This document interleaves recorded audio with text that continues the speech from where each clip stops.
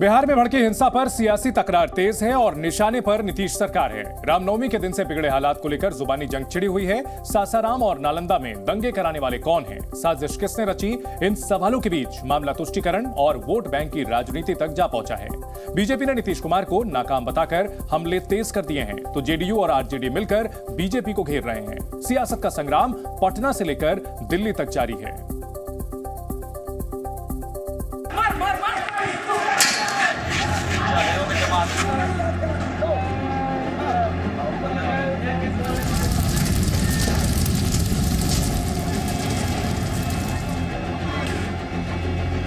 Sasaram to Nalanda, किसने फैलाया दंगा?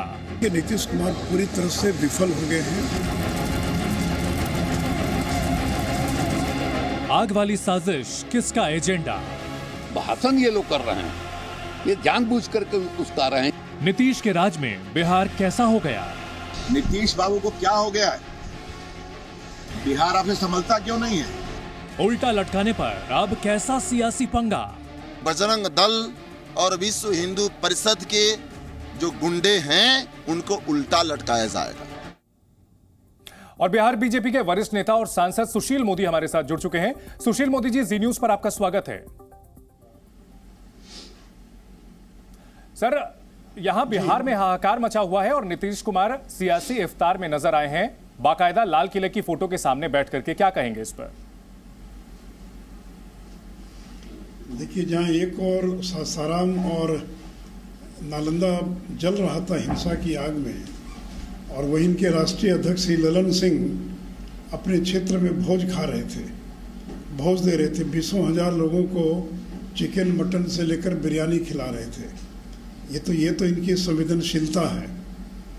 और पहली बार इस प्रकार का दंगा हुआ जिसको रोकने में विफल हो गए और एक नौजवान की भी हत्या हो गई। तो और ये गृह जिला इनका मुख्यमंत्री का नालंदा जिला, जहाँ सबसे ज़्यादा हिंसा हुई। दर्जनों घरों में आग लगा दिया गया, तोड़ फोड़ हुई। 3 दिन तक घटना घटती रही, लेकिन मुख्यमंत्री कुछ नहीं कर पाए। और डीजीपी सासाराम क्यों नहीं गए? डीजीपी को तो दोनों जगह जाना चाहिए था। और सासाराम के अंदर बम विस्फोट में 6 लोग घायल हो गए जी। और पुलिस कह रही है कि इसका रामनवमी से कोई संबंध नहीं है। तो आखिर बम क्यों बनाया जा रहा था? जो बम बन रहा था किस लिए बनाया जा रहा था? बम के बनने के दौरान जो विस्फोट हुआ है।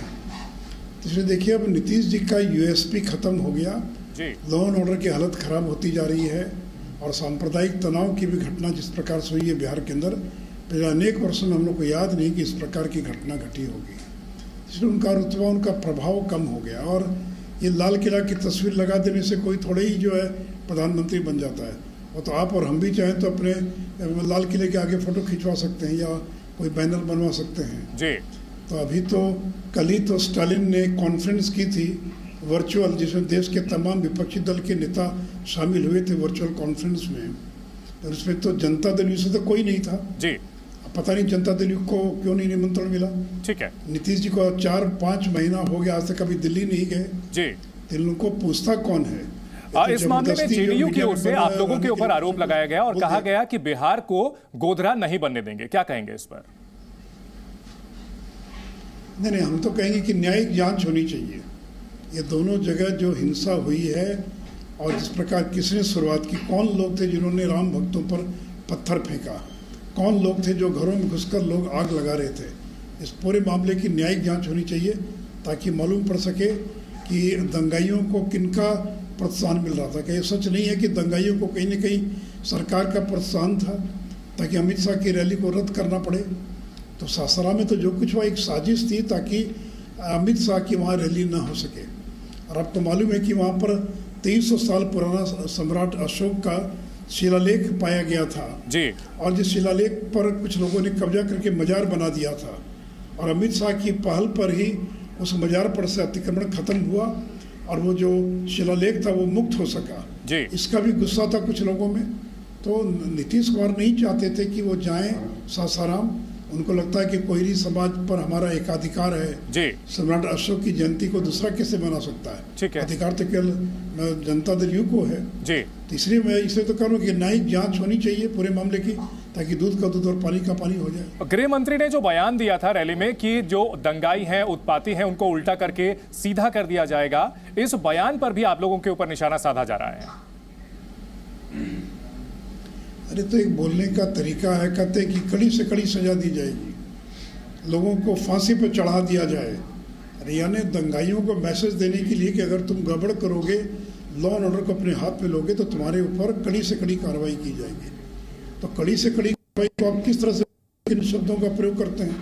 कोई आईपीसी में तो उल्टा टांगने का कोई प्रावधान नहीं है जी। लेकिन ये मैसेज देना कि दंगाइयों को हम बर्दाश्त नहीं करेंगे, स्वीकार नहीं करेंगे, उसी बात को इस रूप में कहा गया है। जी सुशील जी, आपने मैसेजिंग की बात की। ऐसे समय में जब सांप्रदायिक दंगा फैला हुआ हो और ऐसे उस वक्त में नीतीश कुमार इफ्तार में जाते हैं, क्या इसके पीछे भी कोई पॉलिटिकल मैसेजिंग है? नहीं, देखिए, इफ्तार में जाना कोई गुनाह नहीं, मैं उसको कोई गलत नहीं मानता। इफ्तार में जाना जो है ठीक है कि मुस्लिम समाज के लोग इफ्तार का आयोजन करते हैं, लेकिन जो लाल किला बनाकर उसमें दिखाया जा रहा नीतीश कुमार को, तो सपना देखते रहें। जिस व्यक्ति को कोई विपक्षी एकता में कोई पूछ नहीं रहा है, जनता दल को कौन पूछ रहा है?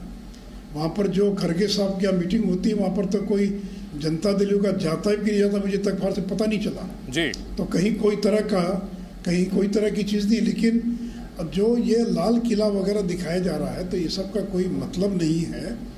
और इस देश का देखिए, जो एक बड़ा समुदाय है, वो बीजेपी के खिलाफ में जो जीतने वाला होगा उसको वोट देगा। तो ये केवल लाल किला की तस्वीर दिखा देने से और कोई नीतीश कुमार देश के प्रधानमंत्री नहीं बन जाने वाले जी।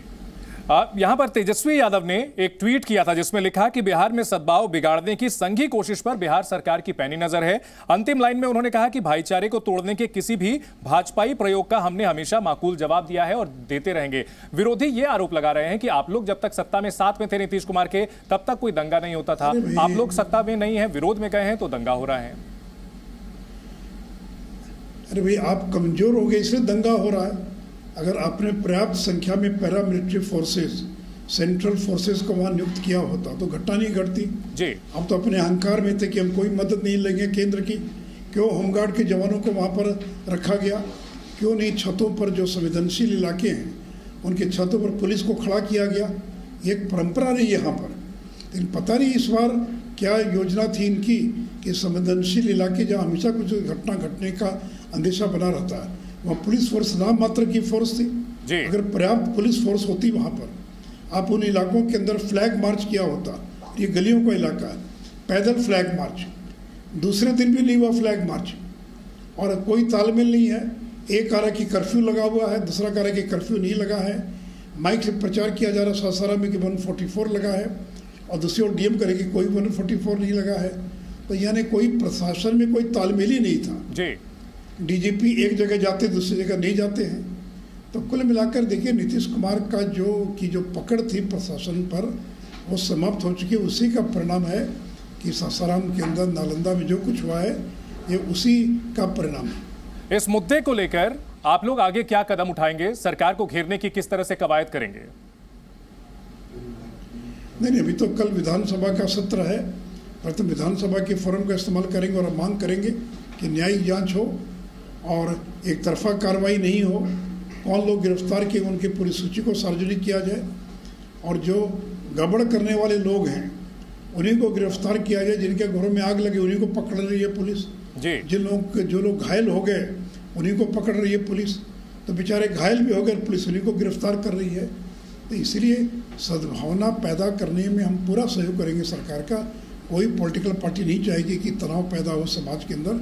तनाव से किसी को कुछ नहीं मिलता है जी। लेकिन ये सरकार की लेकिन एक ट्रेंड देखने को मिलता है कि जो सभी विरोधी पार्टियां हैं आप लोगों की, चाहे तृणमूल कांग्रेस हो या जेडीयू आरजेडी, एक सुर में आप लोगों के ऊपर जो है इसका ठीकरा फोड़ते हैं कि आप लोगों की वजह से हिंसा होती है, दंगे भड़कते हैं बीजेपी की वजह से। देखिए, केंद्र में हमारी सरकार, तो आरोप किस पर लगाएंगे भाई? आपकी सरकार है बंगाल में तृणमूल कांग्रेस की, तो जिम्मेवार तो तृणमूल कांग्रेस ना है, या बिहार में जनता दल राजद की सरकार है और बीजेपी की कोई साजिश हो तो बैठाइए जांच आयोग और पर्दाफाश कर दीजिए। क्या बोल देने से तो नहीं होगा जी कि आरएसएस की साजिश है, फलाने की साजिश है। कोई प्रमाण हो तो बताइए। कोई जांच क्यों नहीं कराते हैं? जांच कराएं, न्यायिक जांच की मांग करें, न्यायिक जांच करा दें। और कोई प्रमाण हो तो वहाँ प्रस्तुत करें कि कहाँ साजिश रची, कि कौन लोग थे साजिश रचने वाले। जी ये आपका निकम्मापन, आप इनएफिशिएंट, आप पुलिस फोर्स की नियुक्ति नहीं कर पाए, आप निश्चिंत होकर रोम जल रहा था, नीरज चैन की बंसी बजा रहा था वाली मुद्रा में रहिएगा। ठीक है, तो घटनाएं तो घट सकती है, घटनाएं घट जाएंगी। जी आपकी लापरवाही है इसके अंदर। बहुत शुक्रिया सुशील मोदी जी, हमसे बात करने के लिए और बेबाकी से बीजेपी का पक्ष रखने के लिए। जी न्यूज़।